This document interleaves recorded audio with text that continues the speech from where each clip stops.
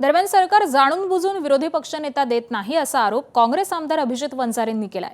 त्याबरोबरच सरकार कर्जमाफी करणार असेल तर आमचं त्याला समर्थन असल्याचं देखील अभिजित वंजारेंनी म्हटलंय।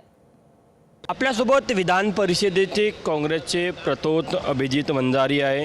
नाही, विरोधी पक्षनेतेपद दिलं नाही हे तर घटनाबाह्य आहेच, पण ते नाही जरी दिलं तरी काही सभागृहामध्ये आम्ही ज्या पद्धतीनं सरकारला घेरायचं काम करायचं आहे ते निश्चितपणानं करणार आहे। या राज्यातल्या शेतकऱ्यांची स्थिती, या राज्यातल्या बेरोजगारांची स्थिती, या राज्यातल्या महिलांची स्थिती, या राज्यातलं लॉ अँड ऑर्डरची स्थिती, या राज्यातलं वाढणारं क्राईम, या राज्यामध्ये ड्रग्सचं वाढलेलं प्रमाण, या सगळ्या गोष्टींवर आम्ही त्या ठिकाणी सरकारला घेण्याचं काम करणार आहे।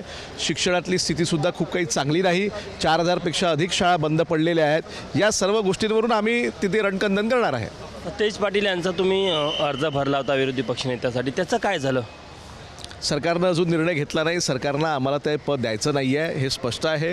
विधानसभेच्या निवडणुका आटपूनसुद्धा आता जवळजवळ 13 महिने जास्त अधिक झालेले आहेत, तिथेही दिलं नाही। विधान परिषदमध्ये आमची संख्या पूर्ण असतानासुद्धा तिथे आम्हाला विरोधी पक्षनेते पद द्यायला पाहिजे होतं, ते दिलं नाही आणि अशी परिस्थिती तिथे निर्माण झालेली आहे। कर्जमाफीची घोषणा होण्याची शक्यता वर्तवली जात आहे, तुमचं समर्थन असेल की त्या कर्जमाफीला?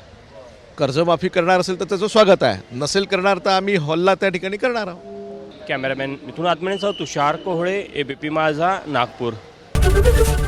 एबीपी माझा, उघडा डोळे बघा नीट।